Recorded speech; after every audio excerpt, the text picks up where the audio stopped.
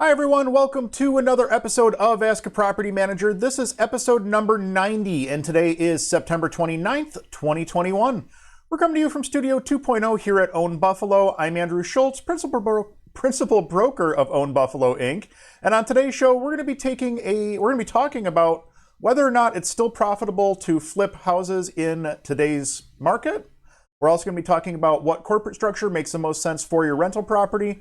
We'll answer some questions from housing providers around the country and so much more. I think that's the worst I've ever struggled with an intro for one of these shows. But before we jump into all that, we're going to go ahead and plug our social media. New episodes of Ask Your Property Manager drop every Wednesday, 10 a.m. Eastern. You can catch those live on our Facebook page and catch the replay the same day on Facebook and on YouTube. Don't forget about our Instagram. We post things there that don't make it to our other two platforms. And last but not least, don't forget about the Rent Prep for Landlords podcast. The current episode of the Rent Prep for Landlords podcast is taking a look at what a landlord should do for a tenant versus neighbor dispute.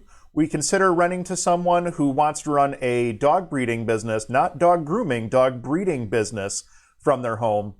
And we talk about an unwanted guest getting stuck inside the rental property, literally inside the rental property. It's interesting. It's a good episode.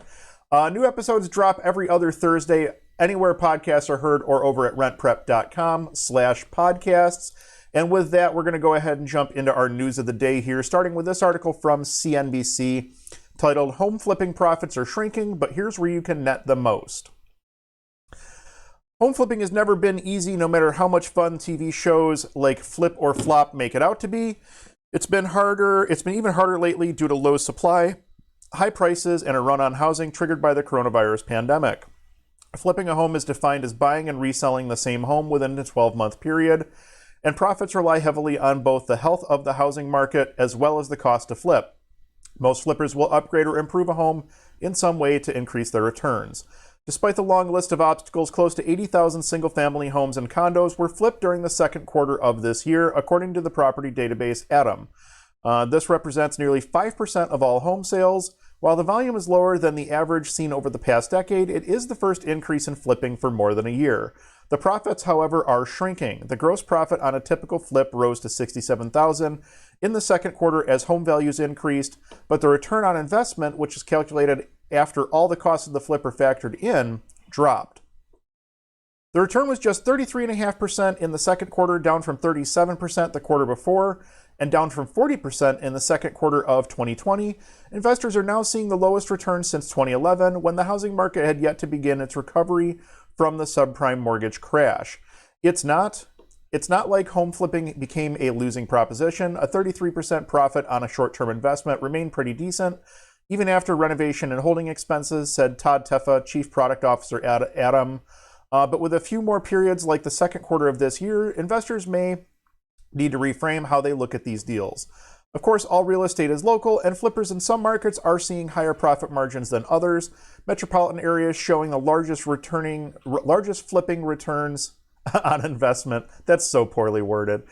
Oklahoma City, 196%. Fargo, North Dakota, 185%. Pittsburgh, 154%. Omaha, Nebraska, 135%. Philly at 100%. Buffalo, New York at 93%. And Baltimore at 91%. And then the area seeing the smallest profits, Gulfport, Mississippi, negative 8%. Guess you don't want to do a flip there. Corpus Christi, Texas, less than 1%. College Station, Texas, 1%. Longview, Texas, 7%. And Daphne Fairhope, Alabama at 8.5%. Returns are shrinking for several reasons. Home prices are still rising at a fast clip, but the gains have been moderating lately. In addition, the cost of rehabbing a house are much higher due to the inflation and the supply chain disruptions from the pandemic. What's more, many home flippers are individuals or small operators who don't have access to discounted materials like lumber that major home builders have, Teta said. As a result, they end up basically paying retail like the average consumer. The labor shortage is also hitting flippers, causing additional delays and increased costs, which will likely trim profits in the coming quarters as well. Yeah, I mean, home flippers are finding that they're having the exact same issues that everybody else in the market is having when it comes to trying to get things done. The cost of materials is high when you can get the materials that you want, and I would say a lot of our supply chain issues are more or less resolved here, but we do still have supply chain issues, and I do anticipate that we're going to have another spike of supply chain issues come this fall and winter. And then obviously the labor side of things, trying to find people who are able to get out there and do work. You know, everybody that I know, all of the vendors that we talk to, everybody that I talk to tells me that they are trying to hire and they can't find people to fill the positions. And it's not just fast food jobs that we're talking about. We're talking about good paying, skilled trade jobs that are just sitting there empty. I think we talked about this a couple weeks ago in another episode of Ask a Property Manager about the growing gap in skilled trades, and it's only going to get worse as time goes on. So I guess my advice is, if you're a parent, encourage your children to look at the skilled trades as a very viable option or alternative to a 4-year education, a 6-year education, something like that, where they're going to come out of college with a whole pile of college debt, versus maybe they can do 2 years in a trade school and 2 years as an apprentice, and then, or 2 years, maybe doing 2 years in a trade school and 2 years of business school, and set themselves up for a really strong future. So definitely support the trades. It's not going to be too long before we just don't have them anymore. Our next article comes to us via Housing Wire. This one is on bidding wars. Bidding wars, the scourge of buyers slowed in August. The bidding wars that put smiles on the faces of sellers and simultaneously drove buyers to rip their hair out weren't as frequent in August, according to the latest report from brokerage Redfin. In August, 58.8% of offers written by Redfin agents faced a bidding war, down from the peak in April of 74.3% and below the August 2020 bidding war rate at 59.4%. But buyers should not get too excited. The report attributes a decrease to the normal seasonal slowdown, causing a shortage of inventory to slow as well. Another indicator of a slowing market cited by Redfin is the percentage of homes that sold above list price. During the 4-week period that ended September 5th, it dropped to 50% from a peak of 55% in July. Despite these obvious signs of a slowing market, Redfin states that it is in line with typical seasonal decline. Sellers are still pricing their homes very high, but a lot of buyers have had enough and are no longer willing to pay the huge premiums that they were 6 months ago. Instead of 25 to 30 offers on turnkey homes, we're now seeing 5 to 7, said Nicole Dage, a Redfin agent from Orlando. Raleigh, North Carolina had the highest bidding war rate of the 48 U.S. metros listed in the report, with 86.7% of all offers written by Redfin agents facing competition in August. San Fran and San Jose at 70.7%, Tucson, Arizona at 70.5%, Cincinnati at 70.4%, and SLC at 68.1% rounded up the top 5 toughest markets for homebuyers. On the flip side, Charleston, South Carolina, Richmond, Virginia, Milwaukee, Wisconsin, Sarasota, Florida, and Oklahoma City rounded out the 5 most favorable cities for buyers, with bidding war rates ranging from 43.5 to 35.7 respectively. Sellers remain in control, but the next month or two will be very telling. Stacy Delagio, a Redfin agent in Raleigh, said in 2018-19, total housing inventory was in the range of between 1.52 and 1.92 million units, and that level of inventory helped to drive real home price growth in 2019 into a negative territory briefly. Existing home sales during those years stayed in the monthly sale range of 4.98 to 5.61 million homes, according to NAR. After the pandemic hit, and after 8 months of consecutive gains spanning 2020 and 2021, the consequences of low home inventory finally caught up with the housing market in February of 21.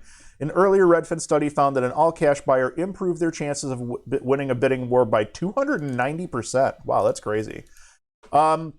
Interesting article. Do I think that the market is starting to slow down? Yes. Do I think that it's a seasonal thing, or do I think that the market is actually slowing down? I can tell you that we're starting to see more price reductions in the Buffalo Niagara market. For a long time, we weren't seeing much of any price reduction in the market, simply because things were moving so quickly that there wasn't time for something to be reduced. Now what we're seeing is more and more price reductions in the market. Not to say that things aren't still selling, just that we're seeing more price reductions in the market.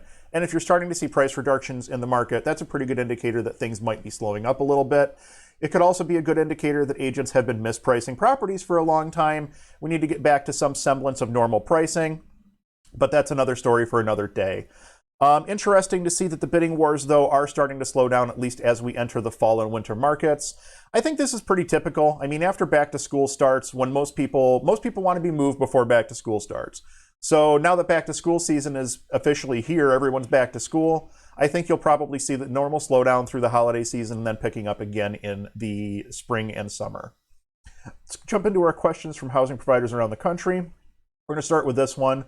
Tenant moved in before security was paid. I'm very new to this and have a rental property for the first time. I have a renter that has signed a lease. I allowed her to split up the deposit and security fees to help her out. When she moved in, she paid only a portion of the deposit and was supposed to make a payment with the rent. She paid the rent but did not pay the deposit or security fees as agreed, and said she had an $800 emergency dental bill. I do have the agreement written in the lease. Rent is coming due again on the 1st, and I have a feeling she's going to pay rent but not the deposit. I want to apply her payment to the outstanding balance of deposit due first. Thoughts on what I should do? So this is one of those situations where this is an education you're going to wind up paying for more than likely. And you're going to learn several lessons along the way.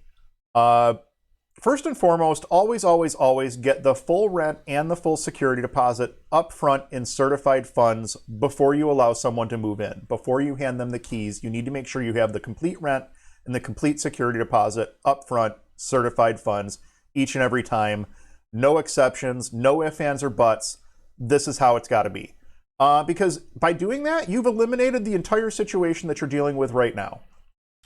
I understand that people find themselves in situations where they may not have the full rent and the full security deposit and everything up front, but that's not your concern as the landlord. Your concern is to find a qualified renter and put them into your home where they can live a safe and comfortable life. They'll pay you rent in exchange for that service.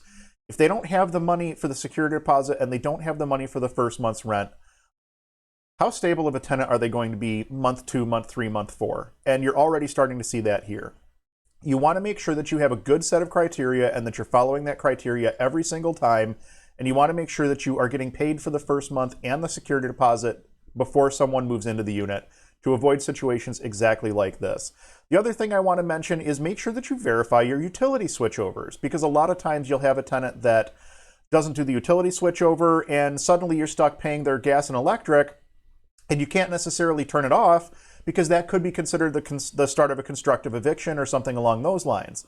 Always verify your utility switchovers. We call the morning of move-in and verify that the utilities have been set up. If they're not in the tenant's name, then we don't let the tenant move in until we can call the utility company to verify that they have an account turned on set up in their name.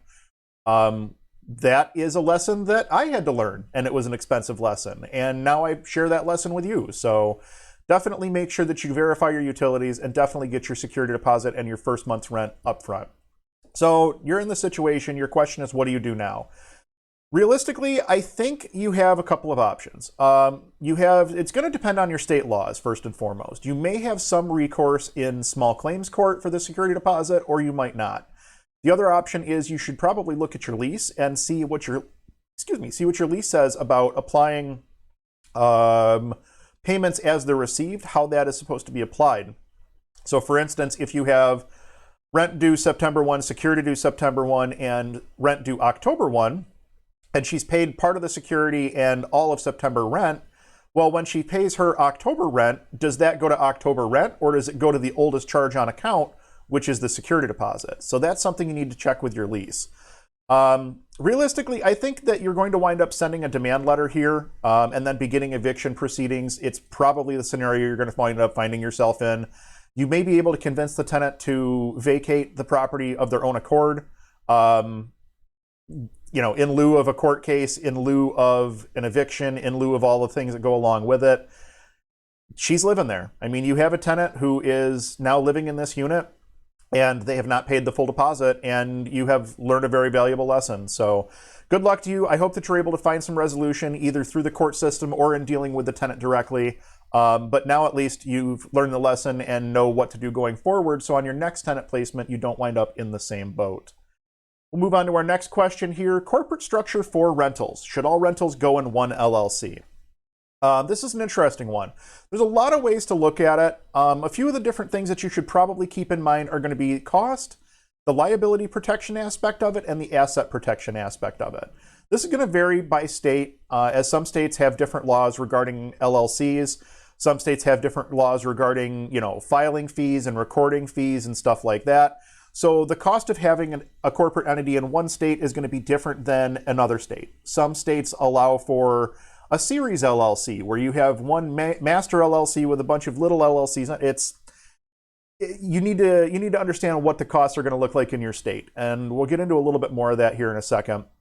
But as far as what structure is best, some people will put every single property into its own LLC. Doesn't matter if it's a single family rental or a 4-unit or a 50-unit apartment complex. They'll put every individual asset into its own separate corporate structure.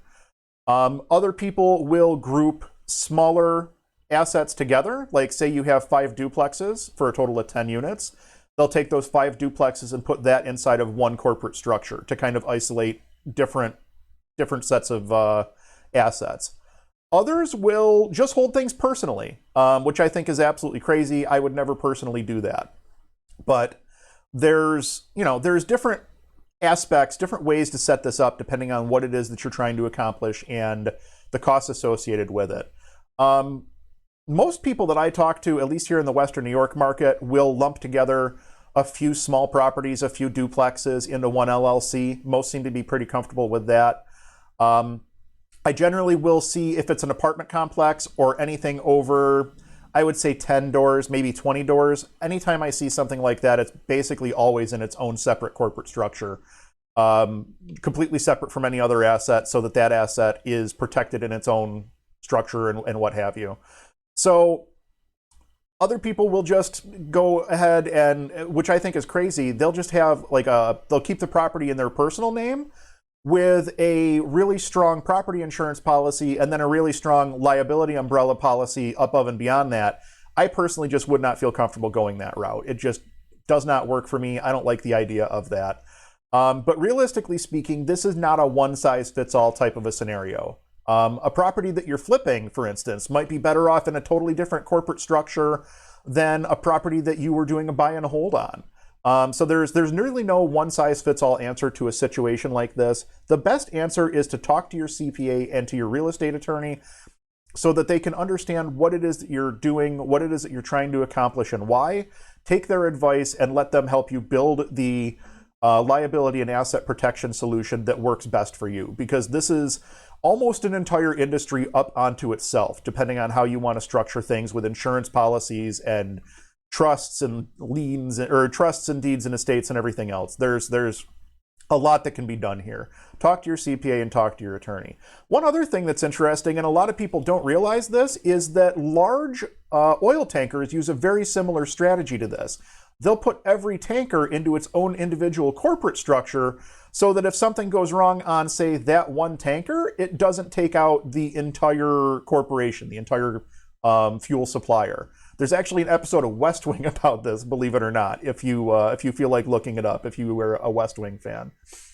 We'll go into our third and final question, building a coin-operated laundry room on site. So I've decided to take the plunge and build a laundry room. It will have coin-operated machines. I see 2 options. I can do the built-in coin boxes, or I can add one of the coin-operated timers. The built-in coin-op washers are expensive, even used, but they seem like they may be easier. The timer box option I like also, because if the washer breaks, I can find another used one and just put the coin box onto that. Has anyone tried these coin box timers, or maybe used both options? Is there another option I'm not aware of? So essentially what he's talking about when he's talking about the timer box is it's literally a timer box, and you can get them for card swipe and you can get them for coin op.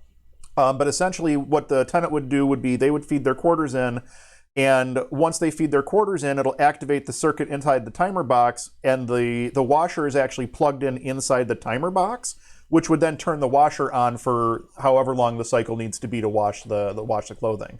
So that's what he's referring to when he's talking about a timer box. This can be an awesome convenience for your tenants. Laundry on site is something that tenants definitely look for. It makes their lives easier. They don't have to run to a laundromat off property. They don't have to burn an entire day going to wash their clothes off site or something like that. So it's definitely something that tenants look into when they're thinking about moving. If you're able to locate some Speed Queen washer and dryer units, even used, go for those. Speed Queen's kind of the gold standard when it comes to at least in the residential laundry space. From what I've seen in apartment buildings, Speed Queen really seems to be the go-to name, and they build a good quality machine and they last forever. The other nice thing is there are technicians all over the place that know how to work on Speed Queen machines, and the parts for Speed Queen machines are generally pretty available.